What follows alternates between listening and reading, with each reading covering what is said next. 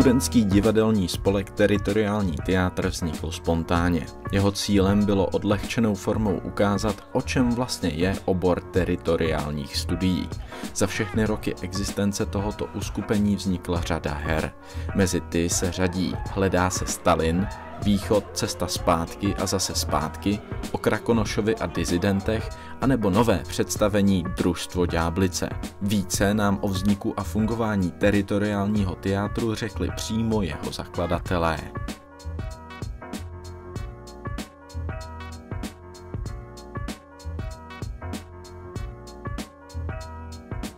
Vlastně jako Jirka Volák, myslím, je jako ten, kdo to chtěl dělat, jo? Protože on dělal nějaký dramaťák kdysi a někdy v tom prváku, my jsme tak jako ročník náš, jako hrozně hezký set, my jsme tam nějak 2009 jako nastupovali a vlastně Jirka byl takový zvláštní člověk, který nosil jako bílé rukavice do Jinonic a tak, bylo takový srandovní a přišel jako s myšlenkou, že jsme mohli dělat divadlo, jo? Což nám jako v tom polosídlištním tam jakoby prostředí přišlo hrozně jako legrační.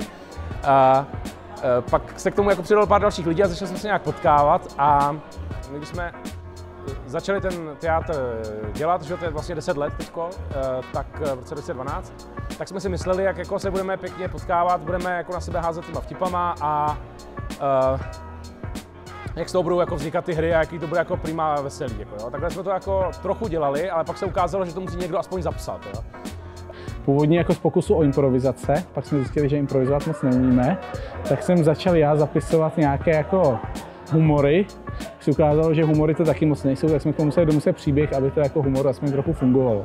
Takže asi tak a to bylo prostě Musím jako, že naše zlatá éra byla v roce 2015, kdy jsme vyhráli prostě pražské kolo a na festivalu amatérských divadel Tříska to byla. Divadelní tříska se to jmenovalo. Cena byla taková dřevěná tříska. A pak jsme byli nominováni někam do Volyně, kde nám řekli, že teda jako tohleto pražský jako divadlo asi opravdu ne. My opravdu dáváme dohromady ty jako nepravděpodobné historické osobnosti, události a národnosti.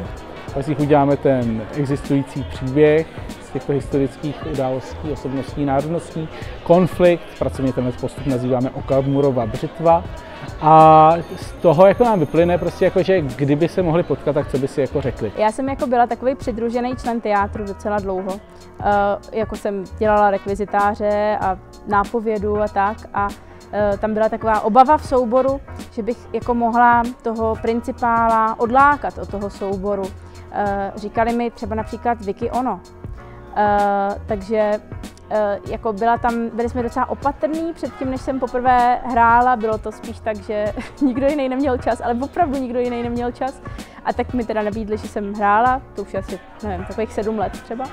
A od té doby prostě si doufám říct, že už jsem takový standardní člen souboru a že chodím na všechny zkoušky, jsem takový šprt a že už mě snad berou. Já myslím, že jako mě třeba mrzí, že už nejsme to studentský divadlo, i když já myslím, že my budeme studentský divadlo i až nám bude 60.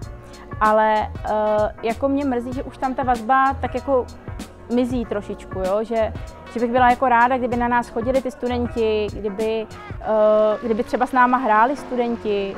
Nejsem už nejmladší ze souboru, jo? Takže jakoby tady máme jednoho ještě takového skoro, takového, co ještě nedávno studoval, takže ještě je to jako na dohled, jo? Ale už brzo se bojím, že už tam nebudou a já bych jako byla hrozně ráda, kdyby byli. Já si jako myslím, že to propojování těch generací je to, co to IMS umí úplně nejlíp a bylo by fajn, kdyby to jako pokračovalo a kdybychom k tomu mohli přispět, tak bychom byli hrozně rádi.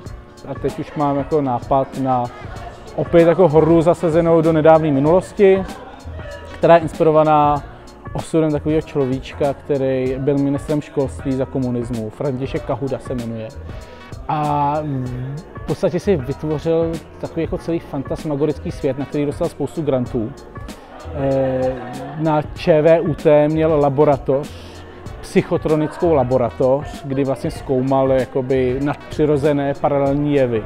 A tak jsem si říkal, že do tohoto tématu bych zkusil šlápnout jako příště, no, abych někoho ještě pobouřil trošku víc.